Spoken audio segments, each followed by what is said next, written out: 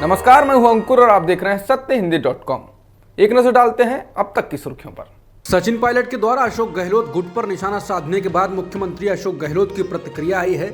अशोक गहलोत ने कहा कि हम नहीं चाहते हैं कि अभी कोई बयानबाजी करे, हमें अगली बार सरकार बनाने पर ध्यान देना चाहिए।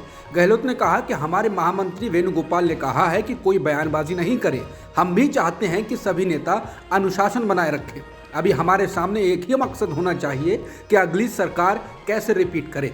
गहलोत ने कहा कि देश की जनता त्रस्त है, राहुल गांधी पसीना बहा रहे हैं, लाखों लोग उनके साथ चल रहे हैं। उसके बाद में हमारा ध्येय है कि अगली बार सरकार कैसे बनाए। हमने इस कार्यकाल में शानदार काम किया है और उसका लोहा पूरा देश मान रहा है, और अगली बार सरकार आई तो हम वो काम करेंगे जो इतिहास में हिंदुस्तान में ना हुआ हो। राजस्थान के पूर्व उप मुख्यमंत्री सचिन पायलट ने कहा है कि कांग्रेस के नए अध्यक्ष मल्लिकार्जुन खड़गे को अब राजस्थान को लेकर कोई फैसला करना चाहिए। पायलट ने बुधवार को जयपुर में कहा कि कांग्रेस अध्यक्ष को उन विधायकों के खिलाफ कार्रवाई करनी चाहिए जिन्होंने सितंबर में पार्टी नेतृत्व के खिलाफ बगावत की थी। उन्होंने कहा कि राजस्थान में अनिर्णय का माहौल अब समाप्त हो जाना चाहिए। पायलट ने कहा कि कांग्रेस एक पुरानी पार्टी है, मैं नए अध्यक्ष से अनुशासनहीनता के खिलाफ कार्रवाई करने का अनुरोध करता हूँ। बताना होगा कि कांग्रेस अध्यक्ष मल्लिकार्जुन खड़गे और अजय माकन जब सितंबर के महीने में बतौर पर्यवेक्षक राजस्थान पहुंचे थे तो गहलोत समर्थक विधायक जयपुर में बुलाई गई कांग्रेस विधायक दल की बैठक में नहीं पहुंचे थे। इन विधायकों ने बैठक में पहुंचने के बजाय कैबिनेट मंत्री शांति धारीवाल के आवास पर बैठक की थी और फिर स्पीकर सीपी जोशी को अपने इस्तीफे सौंप दिए थे। ऐसे विधायकों की संख्या 100 के आसपास बताई गई थी।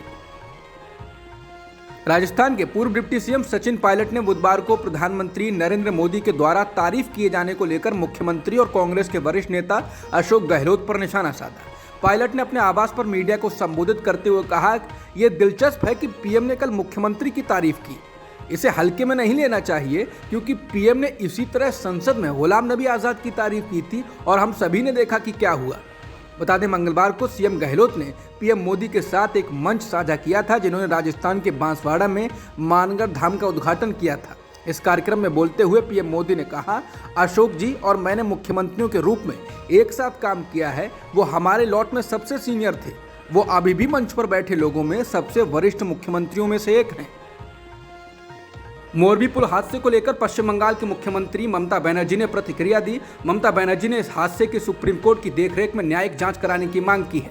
उन्होंने ईडी, सीबीआई और अन्य केंद्रीय एजेंसियों पर सवाल उठाते हुए कहा कि आखिर ये एजेंसियां इस हादसे में शामिल अपराधियों के खिलाफ कार्रवाई क्यों नहीं करती। ममता ने कहा कि मैं इस पर नहीं बोलूंगी क्योंकि लोगों की जिंदगी राजनीति से ज्यादा अहम होती है। मेरी संवेदनाएं हैं, कई लोग इस हादसे में मारे गए और कई अभी गायब हैं। द इंडियन एक्सप्रेस की रिपोर्ट के अनुसार पुलिस ने मोरबी में पुल हादसे को लेकर मंगलवार को स्थानीय अदालत में बताया कि सस्पेंशन ब्रिज की केबल में जंग लग गया था और अगर इसे ठीक कर दिया जाता तो दुर्घटना से बचा जा सकता था। घटना की जांच कर रहे मोरबी के पुलिस उपाधीक्षक पीए जाला ने अदालत को बताया कि केबल जहां से टूटी थी वहां से जंग लगी थी और उस पर तेल या ग्रीस नहीं लगाया गया था। उन्होंने कहा कि अगर केबल की मरम्मत की जाती तो यह घटना नहीं होती। जाला ने कहा कि कौन सा काम और कैसे किया गया इसका कोई दस्तावेज नहीं रखा गया है। खरीदी और इस्तेमाल की गई सामग्री की गुणवत्ता की जांच की गई थी या नहीं, इसकी जांच की जानी बाकी है। डेक्कन हेराल्ड ने बताया कि पुलिस अधिकारी ने कहा कि 2 आरोपी ठेकेदार प्रकाश परमार और देवांग परमार योग्य इंजीनियर नहीं थे। उन्होंने कहा कि किसी भी दुर्घटना की स्थिति में लाइफगार्ड की कोई व्यवस्था नहीं थी जो ओरेवा की ओर से घोर लापरवाही को दिखाती है। उन्होंने कहा कि बिना क्षमता निर्धारित किए और सरकार की मंजूरी के बिना पुल 26 अक्टूबर को ही खोला गया था। गुजरात के मोरबी में हुए हादसे को लेकर ओरेवा कंपनी के मैनेजर्स में से एक दीपक पारेख ने एक स्थानीय अदालत से कहा है, ये भगवान की इच्छा थी कि ऐसी दुर्भाग्यपूर्ण घटना हुई। द इंडियन एक्सप्रेस के मुताबिक मैनेजर ने ये बात चीफ जुडिशियल मजिस्ट्रेट और एडिशनल सीनियर सिविल जज एमजे खान की अदालत से कही। दीपक पारेख ओरेवा कंपनी के उन 9 लोगों में शामिल हैं जिन्हें इस सस्पेंशन ब्रिज के गिरने के बाद गिरफ्तार किया गया है। पारेख ने अदालत से कहा, कंपनी के प्रबंध निदेशक से लेकर नीचे स्तर के कर्मचारियों तक सभी ने बहुत मेहनत की, लेकिन ये भगवान की इच्छा थी कि ऐसी दुर्भाग्यपूर्ण घटना हुई। दीपक पारेख ने अदालत से कहा वो कंपनी में मीडिया मैनेजर के पद पर थे और उन्होंने ग्राफिक डिजाइन का काम किया था। इस मामले में मोरबी के डीएसपी पीए जाला ने स्थानीय अदालत को बताया कि सस्पेंशन ब्रिज की केबल में जंग लगी हुई थी और अगर इसकी केबल की मरम्मत कर दी गई होती तो यह हादसा नहीं होता। बता दें, मोरबी जिले में रविवार शाम को हुए इस हादसे में अब तक कम से कम 140 लोगों की मौत हो चुकी है और 150 से ज्यादा लोग घायल हो चुके हैं।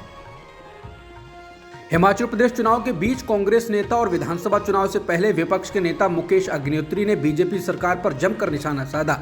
इंडियन एक्सप्रेस से बात करते हुए कांग्रेस के वरिष्ठ नेता ने मुख्यमंत्री जयराम ठाकुर को एक्सीडेंटल सीएम बताया। उन्होंने कहा कि वो एक्सीडेंटल सीएम हैं। पिछले चुनाव में पूर्व सीएम प्रेम कुमार धूमल के हारने के बाद जयराम को सीएम बनाया गया था। जनाब अपने आप को ईमानदार बताते हैं पर बेईमानों से घिरे हुए हैं। ये अली बाबा और 40 चोर की सरकार है। अगर दम है तो सरकार रिपीट करके दिखाएं। मुकेश अग्निहोत्री ने कहा, क्या वो अपने 5 साल के कार्यकाल की 5 उपलब्धियां भी बता सकते हैं? सीएम ने 5 साल में आधा दर्जन मुख्य सचिव बदले हैं। हिमाचल प्रदेश लोक सेवा आयोग में उनके द्वारा की गई नियुक्तियों को केंद्र ने रोक दिया था। कांग्रेस नेता ने कहा कि वर्तमान सीएम के तहत समय की आपराधिक बर्बादी हुई है। उनकी सरकार ने कुछ नहीं किया। वो अपने अस्तित्व के लिए प्रधानमंत्री मोदी पर निर्भर हैं। उन्होंने कहा कि जयराम को अब कोई नहीं बचा सकता, यहाँ तक कि अमेरिकी राष्ट्रपति जो बाइडेन भी नहीं। बता दें, कांग्रेस नेता मुकेश अग्निहोत्री उन कांग्रेसी नेताओं में शामिल हैं जो कांग्रेस की ओर से मुख्यमंत्री पद की रेस में शामिल माने जा रहे हैं। द वायर के संपादकों के घरों पर दिल्ली पुलिस की छापेमारी के बाद एडिटर्स गिल्ड ऑफ इंडिया ने आपत्ति जताई है। एडिटर्स गिल्ड ने कहा कि दिल्ली पुलिस ने जिस तरह से द वायर के शीर्ष संपादकों के घरों और दफ्तरों पर छापे मारे हैं, उससे वो परेशान हैं। एडिटर्स गिल्ड ऑफ इंडिया ने कहा कि पुलिस ने जिस जल्दबाजी के साथ तलाशी ली वो बहुत अधिक है और अनुपातहीन है। गिल्ड ने कहा कि द वायर द्वारा प्रकाशित एक बयान के अनुसार पुलिस कर्मियों ने पत्रकारों के घरों के साथ साथ कार्यालय से फोन, कंप्यूटर और आईपैड जब्त किए और अनुरोध किए जाने के बावजूद भी डिजिटल उपकरणों का कोई हैश वैल्यू नहीं दिया गया। गिल्ड ने कहा, यह प्रक्रियाओं और जांच के नियमों का गंभीर उल्लंघन है। इसके अलावा संपादकों और पत्रकारों के डिजिटल उपकरणों में पत्रकारिता के स्रोतों और काम के तहत कहानियों से संबंधित संवेदनशील जानकारी होगी, जिसकी गोपनीयता से इस तरह की बरामदगी में गंभीरता से समझौता किया जा सकता है। बता दें, द वायर ने कुछ दिनों पहले बीजेपी आईटी सेल के प्रमुख अमित मालवीय से संबंधित खबर प्रकाशित की थी, लेकिन इस खबर पर सवाल उठाए जाने के बाद उसे डिलीट कर दिया गया। मालवीय ने इस मामले में द वायर के खिलाफ केस दर्ज कराया है और दिल्ली पुलिस ने इस शिकायत के आधार पर ही द वायर के संपादकों के घरों और दफ्तर पर छापा मारा था। द वायर के संपादकों के दफ्तरों और घरों पर दिल्ली पुलिस की छापेमारी के बाद press club of India, Delhi union of journalist, press association, working news cameraman association, Indian journalist union, Digipub news India foundation और Kerala union of working journalist ने भी एक संयुक्त बयान जारी किया है। मंगलवार को जारी इस साझे बयान में कहा गया है कि एफआईआर में नामित लोगों के डिजिटल उपकरण जब्त किए गए हैं। बयान में कहा गया है कि हम जो जानते हैं, बिना उचित प्रक्रिया के पालन किए ही ये किया गया है। संगठनों ने कहा कि एफआईआर एक पोस्ट के बारे में द वायर में प्रकाशित रिपोर्ट से संबंधित है, जिसे एक सोशल मीडिया इंटरमीडिएरी द्वारा हटा दिया गया था। बयान में कहा गया है कि शिकायतें तब दर्ज की गईं जब द वायर ने अपनी रिपोर्टों को वापस ले लिया और अपने पाठकों के लिए माफी जारी कर दी, इस वादे के साथ कि तकनीकी साक्ष्य से जुड़ी संपादकीय प्रक्रियाओं में कठोरता का पालन किया जाएगा। द वायर के लोकपाल ने भी पाठकों को आश्वासन दिया कि खामियों को बहुत गंभीरता से देखा जाएगा। बयान में यह भी कहा गया है, ये आश्चर्य की बात है कि समाचार पोर्टल द्वारा अपनी संपादकीय चूक के लिए वापसी वाला एक विस्तृत बयान जारी करने और इसे सार्वजनिक डोमेन में डाले जाने के बाद भी दिल्ली पुलिस ने भाजपा नेता की शिकायत के आधार पर एक एफआईआर दर्ज की और अस्वाभाविक मुस्तैदी के साथ जांच को आगे बढ़ाने का फैसला किया। बयान में यह भी कहा गया है कि पीसीआई का विचार है कि मीडिया की जिम्मेदारी है कि वो रिपोर्ट करे और उसे हर समय रिपोर्टिंग के लिए जिम्मेदार होना चाहिए। इसने आगे कहा, जिस तरह से दिल्ली पुलिस ने भाजपा प्रवक्ता की शिकायत पर कार्रवाई की है वो सरासर बदले की भावना है। इस तरह की कार्रवाइयों का बाकी मीडिया पर बुरा प्रभाव पड़ता है और अभिव्यक्ति की स्वतंत्रता पर भी प्रभाव पड़ता है। भारत जोड़ो यात्रा में आज हैदराबाद में अभिनेत्री पूजा भट्ट भी शामिल हुई। कांग्रेस ने राहुल गांधी के साथ यात्रा में पूजा भट्ट के फोटो ट्वीट करते हुए लिखा है, हर रोज देश में मोहब्बत चाहने वालों की तादाद बढ़ रही है। पार्टी ने दावा किया है कि हर रोज नया इतिहास रचा जा रहा है। कांग्रेस ने कहा कि विचारधारा की इस पदयात्रा में अब एक्ट्रेस पूजा भट्ट भी शामिल हुई है। वहीं समाचार एजेंसी एनआई के द्वारा ये ट्वीट करने कि कांग्रेस पार्टी की भारत जोड़ो यात्रा में कुछ देर शामिल हुई पूजा भट्ट, इस पर जवाब देते हुए पूजा भट्ट ने ट्विटर पर कहा, हाँ ठीक कहें तो 10.5 किलोमीटर पैदल।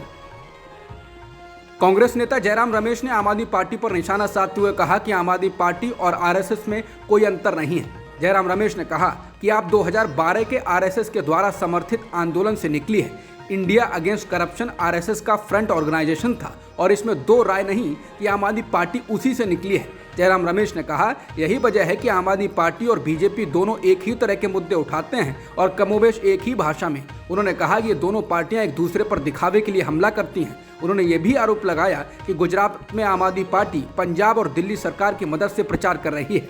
उन्होंने गुजरात चुनाव को लेकर कहा कि आम आदमी पार्टी ने खूब विज्ञापन देकर मीडिया में गुब्बारा बनाया हुआ है, लेकिन वहां जमीन पर कुछ नहीं है। मुकाबला बीजेपी और कांग्रेस के बीच है। अगर आम आदमी पार्टी खड़ी होगी तो बीजेपी की मदद से कांग्रेस के वोट काटने के लिए। केरल के राज्यपाल आरिफ मोहम्मद खान को लेकर केरल के मुख्यमंत्री पिनारी विजयन ने कहा कि विधायिका द्वारा पारित विधेयकों को रोकना, राज्य विश्वविद्यालय के कुलपतियों के खिलाफ एक तरफा कार्रवाई करना और वित्त मंत्री के.एन. बालगोपाल को हटाने की मांग ये बताती है कि राज्यपाल आरिफ मोहम्मद खान केरल में आरएसएस संघ परिवार के एजेंडे को लागू करने का प्रयास कर रहे थे। मुख्यमंत्री ने राज्यपाल पर यह भी आरोप लगाया कि वो ऐसे काम कर रहे हैं जैसे कि वो न्यायपालिका से ऊपर हैं और विधायिका की शक्तियों को खत्म करने की कोशिश कर रहे हैं।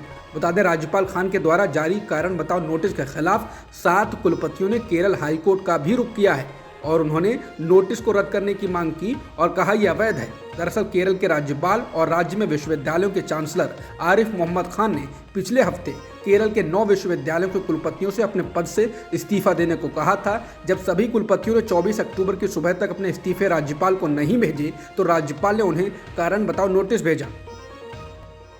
भारत में मध्य वर्ग यानी कि मिडिल क्लास तेजी से बढ़ रहा है। इसे ऐसे भी कह सकते हैं कि लोगों का जीवन स्तर सुधर रहा है तो मिडिल क्लास भी बढ़ रहा है। भारतीय मीडिया ने बुधवार को प्राइस यानी people research on India's consumer economy की रिपोर्ट जारी करते हुए इसके आंकड़े भी दिए हैं। प्राइस की रिपोर्ट के मुताबिक 5 से 30 लाख की सालाना आमदनी वाला मिडिल क्लास 2005-06 में जहां 14% था तो 2021 में बढ़कर 31% हो गया है। ये बढ़ोतरी दोगुनी से ज़्यादा है। प्राइस का कहना है कि 2047 तक भारतीय मिडिल क्लास की ये बढ़ोतरी 63% होने का अनुमान है। यानी अभी जो मिडिल क्लास का औसत 3 में 1 का है वो 25 वर्षों में डबल हो जाएगा। हालांकि रिपोर्ट इस बात पर मौन है कि 2020 में जब कोविड आया, लॉकडाउन लगाया गया, इकोनॉमी धीमी हुई, उससे सबसे ज़्यादा मिडिल क्लास प्रभावित हुआ। लाखों लोगों की नौकरियां चली गईं, उनका जिक्र या उससे संबंधित आंकड़ा इस रिपोर्ट में नहीं है। Centre for monitoring Indian economy ने 2021 की अपनी रिपोर्ट में कहा था कि करीब 1 करोड़ लोग भारत में अपनी नौकरी से हाथ धो बैठे और 97% घरों की आमदनी घट गई। सिर्फ 3% लोगों की आमदनी में इस दौरान इजाफा हुआ था। 2020 में बेरोजगारी दर पिछले 29 सालों में सबसे खराब थी। Centre for monitoring Indian economy द्वारा जारी नवीनतम आंकड़ों के अनुसार अक्टूबर में बेरोजगारी दर पिछले महीने के मुकाबले बढ़कर 7.77% पर पहुंच गई है और सबसे ज़्यादा नौकरियां ग्रामीण इलाकों में गईं, जबकि सितंबर में बेरोजगारी दर गिरकर 4 साल के निचले स्तर पर पहुंच गई थी। चेन्नई स्थित think tank centre for monitoring Indian economy के अनुसार अक्टूबर में बेरोजगारी दर 7.7% के स्तर पर है, जबकि सितंबर में ये 6.4% के स्तर पर थी।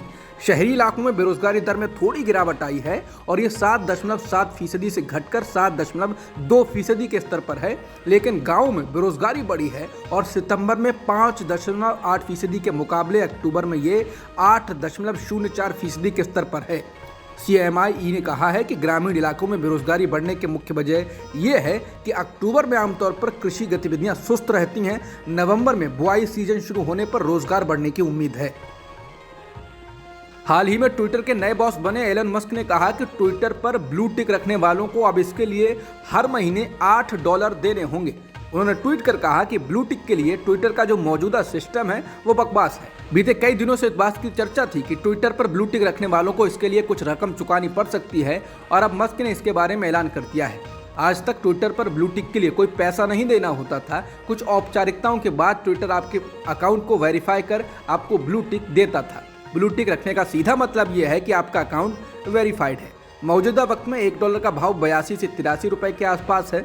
ऐसे में भारत में ब्लू टिक रखने वाले लोगों को 650 रुपए हर महीने चुकाने पड़ सकते हैं। भारतीय क्रिकेटर सूर्य कुमार यादव ने T20 इंटरनेशनल की ताज़ा रैंकिंग में पहले स्थान पर कब्जा कर लिया है। सूर्य कुमार ने पाकिस्तान के खिलाड़ी रिजवान को हटाकर शीर्ष पर कब्जा किया है। बता दें, जबरदस्त फॉर्म में चल रहे सूर्य कुमार यादव ने T20 वर्ल्ड कप में नीदरलैंड्स और दक्षिण अफ्रीका के खिलाफ शानदार अर्धशतक लगाए।